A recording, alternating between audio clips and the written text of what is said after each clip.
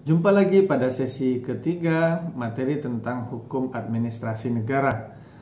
Pada kesempatan ini kita coba akan diskusi tentang ruang lingkup hukum administrasi negara. Yang pertama adalah bahwa HAN berkaitan dengan tindakan pemerintah yang pada pokoknya tidak semuanya ditentukan secara tertulis dalam peraturan perundang-undangan. Jadi memang ada kebiasaan-kebiasaan yang muncul dalam menjalankan administrasi. Nah, kadang-kala kita selalu kalah dalam berargumentasi ketika apa yang disampaikan oleh aparatur negara, misalnya, oh memang kita biasanya begini, Bu. Lah, itu seharusnya kita diskusikan, kita berikan argumentasi, apakah aturan kebiasaan ini mengalahkan aturan perundang-undangan yang dibuat secara tertulis.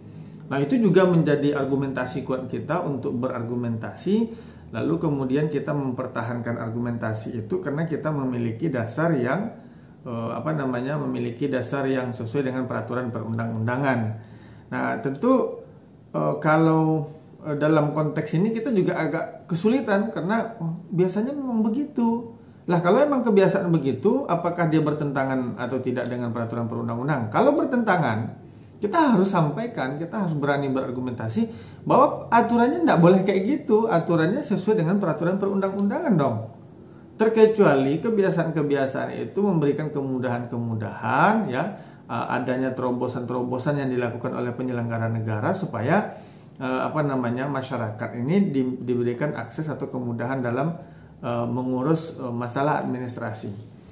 Itu yang pertama, ya. Jadi kesulitan menentukan ruang lingkup HAM itu karena HAN ini ada tindakan-tindakan yang dikenal dengan istilah kebiasaan, yang pertama. Yang kedua, pembuatan peraturan, keputusan-keputusan, instrumen-instrumen hukum lainnya tidak hanya terletak pada satu lembaga. Jadi setiap lembaga punya standarnya masing-masing. Nah, maka kalau kita baca peraturan perundang-undangan di negara kita, untuk mengukur dewasanya seseorang itu juga setiap setiap peraturan perundang-undangan itu kadang ada yang berbeda gitu. Jadi kita harus cek satu persatu, detail per detail dalam peraturan perundang-undangan itu. Jadi lembaga-lembaga, instrumen-instrumen itu memiliki standarnya masing-masing. Jadi tidak bisa disamakan. Nah, kalau kita mengenal istilah di mana bumi dipijak, di situ langit dijunjung, itulah dia. Artinya setiap lembaga punya gayanya masing-masing, stylenya masing-masing. Maka kita kalau berurusan secara administrasi, kita harus menyesuaikan dengan style lembaga-lembaga itu.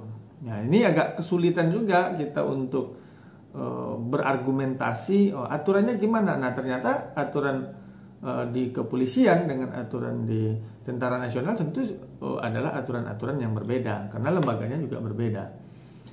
Kemudian HAN atau hukum administrasi negara itu berkembang sejalan dengan perkembangan tugas-tugas pemerintah dan kemasyarakatan. Artinya memang melihat situasi dan kondisi, tidak semata-mata menjalankan administrasi atau hukum administrasi negara ini harus sesuai prosedur gitu, ya. Misalnya dalam keadaan memaksa atau keadaan bencana alam. Ini juga bisa menjadi hal-hal yang menjadi pertimbangan bagi kita sebagai masyarakat. Dan kita mesti memberikan pencerdasan kepada masyarakat kalau memang situasi dan kondisinya tidak memungkinkan.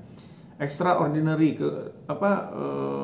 satu hal yang luar biasa, lalu kemudian kita harus memahami kondisi itu. Jadi tidak bisa dipaksakan hanya aturan dalam konteks positivisme saja. Aturannya kayak gini, nggak boleh dong begitu.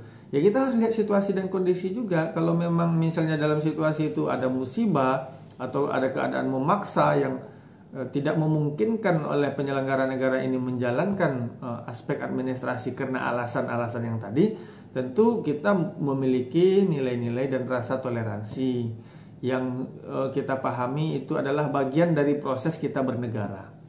Lalu kemudian hukum konsep administrasi ini berkembang seharusnya lebih cepat, memberikan kemudahan-kemudahan kepada warga negara untuk menjalankan aktivitasnya, sehingga negara juga diberikan kemudahan-kemudahan untuk mendapatkan data misalnya. Nah, ini juga menjadi sesuatu yang sesuatu yang penting, ya.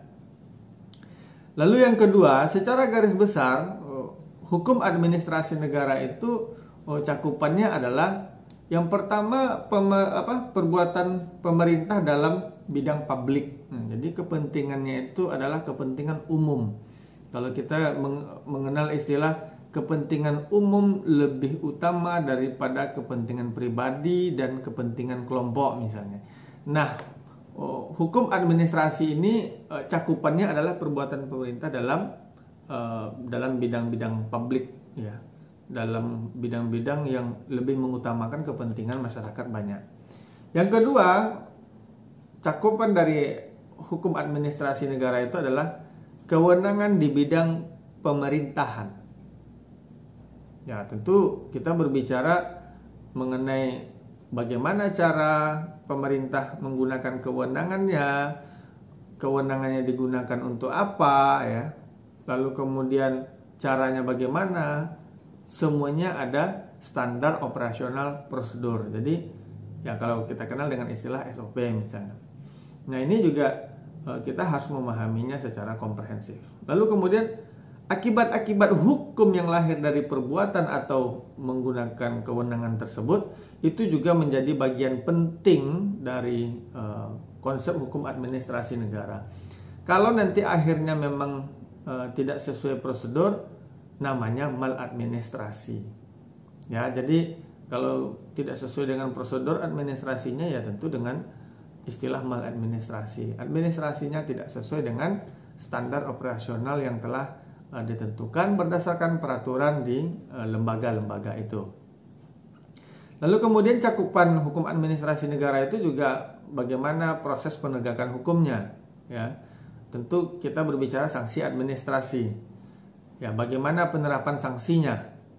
Misalnya sanksi dilarang naik pangkat 2 tahun berturut-turut atau demosi, ya. Atau diturunkan pangkat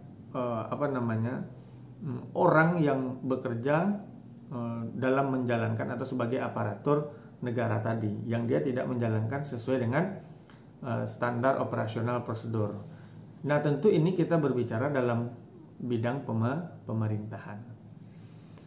Saya kira itu. Assalamualaikum warahmatullahi wabarakatuh.